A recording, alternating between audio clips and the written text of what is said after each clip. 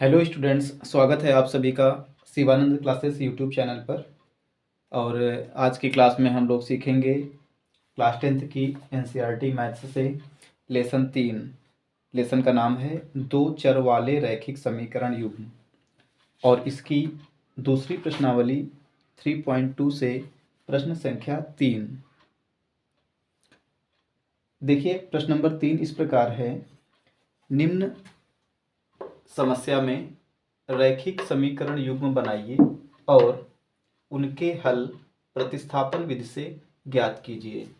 मतलब यह है कि हमको एक समस्या दी गई है, उसका रैखिक समीकरण युग्म बनाना है और प्रतिस्थापन विधि से हल ज्ञात करना है।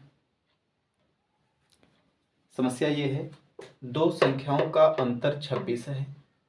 दो संख्याएं हैं जिनका अंतर 26 है और एक संख्या दूसरी संख्या की 3 गुनी है। एक संख्या दूसरी संख्या की 3 गुनी है, उन्हें ज्ञात करना है।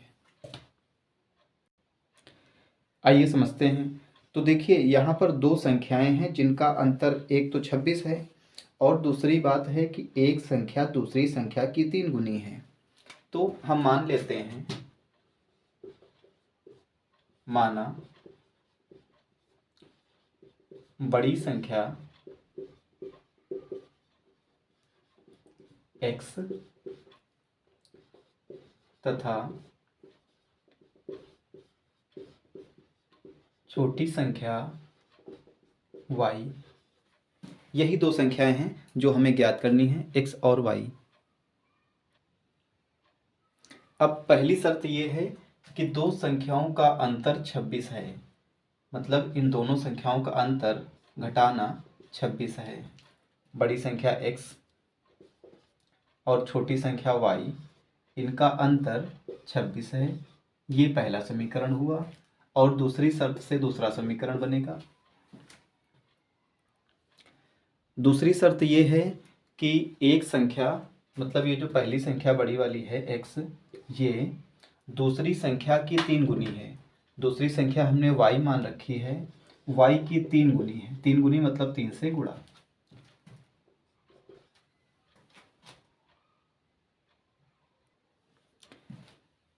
x 3 का y से गुणा 3y, पक्षांतर कर लेते हैं, माइनस का 3y बराबर कुछ नहीं बचा 0। ये हुआ दूसरा समीकरण। x माइनस 3y बराबर 0, ये हो गया दूसरा समीकरण। अब इन दोनों समीकरणों को प्रतिस्थापन विधि से हल करके x और y के मान ज्ञात करने हैं। आइए समझते हैं। पहला समीकरण था x माइनस वाई बराबर 26 और दूसरा समीकरण था x माइनस 3y बराबर 0। इनको प्रतिस्थापन विधि से हल करना है। तो देखिए, इसके पहले वीडियो में भी हम बता चुके हैं कि प्रतिस्थापन विधि से हल करने के लिए समीकरण 1 या 2, किसी भी समीकरण से x या y का मान निकालते हैं। समीकरण 1 से चाहे तो x का मान y के पदों में निकाल लें या y का मान x के पदों में निकाल लें, या फिर समीकरण 2 से x का मान y के पदों में ज्ञात कर लें या y का मान x के पदों में ज्ञात कर लेंगे। समीकरण 1 से करते हैं। समीकरण 1 से, समीकरण 1 है x माइनस वाई बराबर 26 और यहाँ से x का मान ज्ञात कर लेते हैं। तो x का मान ज्ञात करने के लिए माइनस का y पक्षांतर करना पड़ेगा, प्लस का y हो जाएगा। 26 पहले से है, माइनस का y पक्षांतर करने पर प्लस का y, इसको समीकरण नंबर 3 माना। अब ये x का मान समीकरण 2 में रखेंगे। देखिए, ये बात हम पहले भी बता चुके हैं कि अगर समीकरण 1 से x या y का मान निकाला है तो उसको 2 नंबर में रखेंगे, और अगर समीकरण 2 से x या y का मान निकाला है तो उसको समीकरण 1 में रखेंगे। तो यहाँ पर समीकरण 2 में x का मान रखते हैं।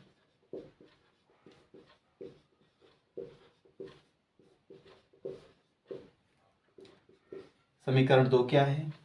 x माइनस 3y बराबर 0। इस समीकरण में x की जगह पर x का मान रखेंगे यही जो अभी हमने ज्ञात किया है, x का मान है 26 plus Y, 26 plus Y minus 3y पहले से है बराबर 0 पहले से है। अब यहाँ से y का मान हमें ज्ञात हो जाएगा, प्लस का 1y और माइनस के 3y, ये घट के माइनस के 2y बचेंगे, प्लस 26 पक्षांतर कर लेते हैं माइनस 26। तो इस प्रकार y का मान ज्ञात हो जाएगा माइनस 26 बटे माइनस 2, या हम कह सकते हैं कि y का मान 2 से 26 कट भी जाएगा, 2 एक कम 2, 2 एक कम 2, 2 3 6, माइनस माइनस भी कट जाएंगे 13। y का मान हमें 13 प्राप्त हुआ। और अब ये y का मान समीकरण 3 में रख करके x का मान प्राप्त कर लेंगे। समीकरण 3 से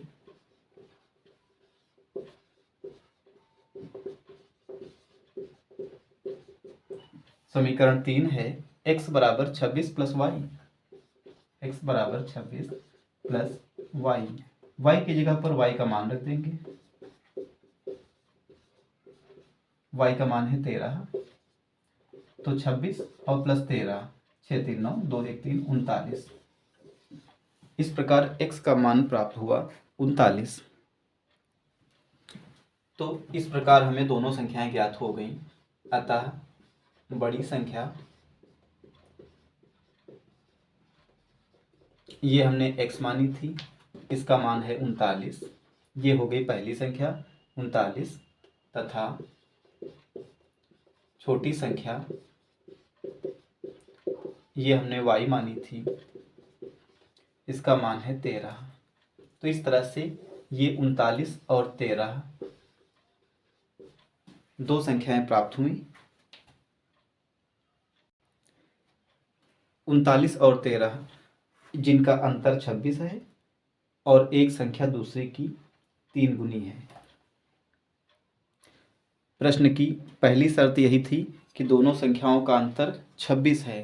तो देखिए 39 और 13 इनका अंतर यानी घटाना 26 होता है, और दूसरी शर्त यह थी कि एक संख्या दूसरी की 3 गुनी है। तो एक संख्या जो 39 है ये दूसरी 13 की 3 गुनी है, 13 या 39। फर्स्ट पार्ट के बाद समझते हैं सेकंड पार्ट। आइए पहले प्रश्न को समझते हैं। देखिए प्रश्न इस प्रकार है कि दो संपूरक कोणों में बड़ा कोण छोटे कोण से 18 अंश अधिक है। दो संपूरक कोण हैं जिनमें बड़ा कोण छोटे कोण से 18 अंश अधिक है, उन्हें ज्ञात करना है। हमें वही दोनों संपूरक कोण ज्ञात करने हैं। मान लेते हैं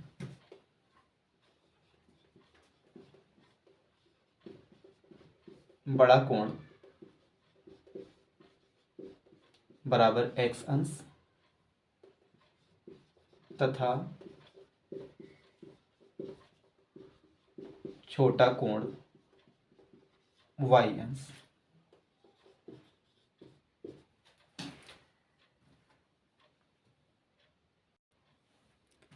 अब पहली शर्त ये है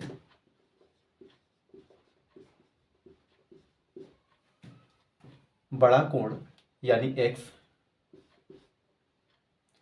छोटे कोण से मतलब y से 18 अंश अधिक है। अधिक का मतलब जोड़ना, प्लस 18। बड़ा कोण x छोटे कोण यानी y से 18 अंश अधिक है, ये हो गया पहला समीकरण। और संपूरक कोणों का योग 180 अंश होता है, ये बात हम जानते हैं। संपूरक कोणों का जोड़ 180 अंश होता है। बड़ा कोण x और छोटा कोण y, इनका जोड़ 180 अंश होगा। संपूरक कोण की परिभाषा पढ़ी होगी। ऐसे दो कोण जिनका योग 180 अंश हो वो संपूरक कोण कहलाते हैं, और ऐसे दो कोण जिनका योग 90 अंश हो वो कोटिपूरक कोण कहलाते हैं। तो ये दोनों कोण संपूरक कोण हैं, इसलिए इनका जोड़ 180 होगा। वही हमने लिख दिया कि x प्लस वाई बराबर 180 अंश। ये हो गया समीकरण नंबर 2। अब इन्हीं दोनों समीकरणों को प्रतिस्थापन विधि से हल करके x और y के मान ज्ञात करने हैं। तो देखिए प्रतिस्थापन विधि में हम पहले यही तो करते हैं कि समीकरण 1 या 2 से x या y का मान निकालते हैं। अच्छा, यहाँ पर अगर ध्यान दें तो समीकरण 1 में x का मान दिया ही है y + 18, x का मान y + 18 है ही, तो ये x का मान सीधे सीधे हम समीकरण 2 में रख देते हैं।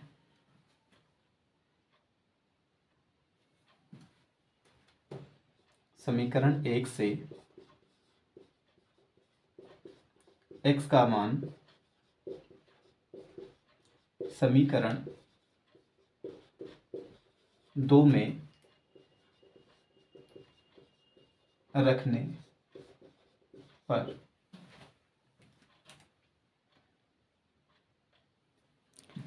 समीकरण 2 है x + y = 180। अब इसमें x की जगह x का मान यही y + 18 रख देंगे। x की जगह पर x का मान है y + 18, ये x की जगह है, प्लस y = 180, और यहाँ से y का मान ज्ञात हो जाएगा। यहाँ से y का मान ज्ञात हो जाएगा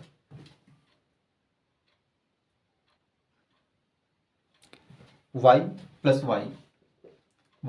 y 2y,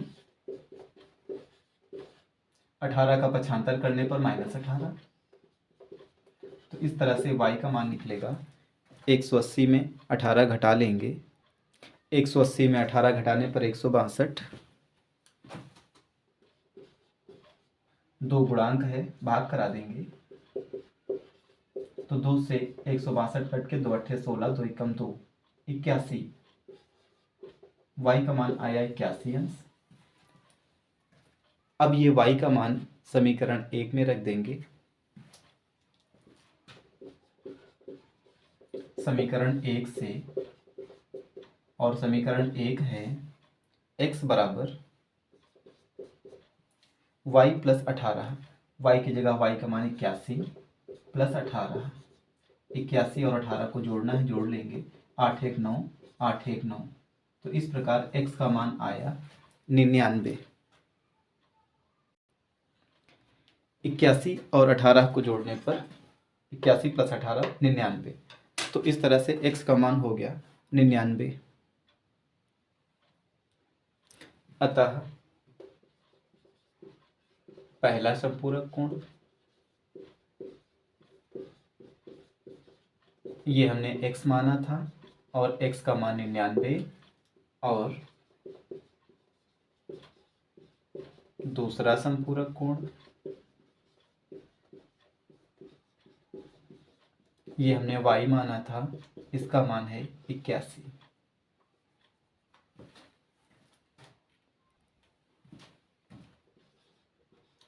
अंश। तो ये 99 अंश और 81 अंश ही हमारे अभीष्ट संपूरक कोण हैं। उत्तर की जांच भी करना चाहें तो कर सकते हैं। 2 संपूरक कोण थे जिनमें बड़ा कोण छोटे कोण से 18 अंश अधिक है। तो देखिए, जो बड़ा कोण 99 है, ये छोटे वाले कोण 81 से 18 अंश अधिक है।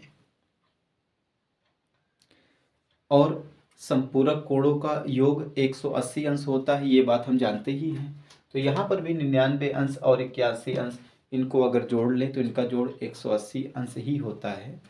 तो इस तरह से हमारे संपूरक कोण हो गए 99 अंश और 81 अंश।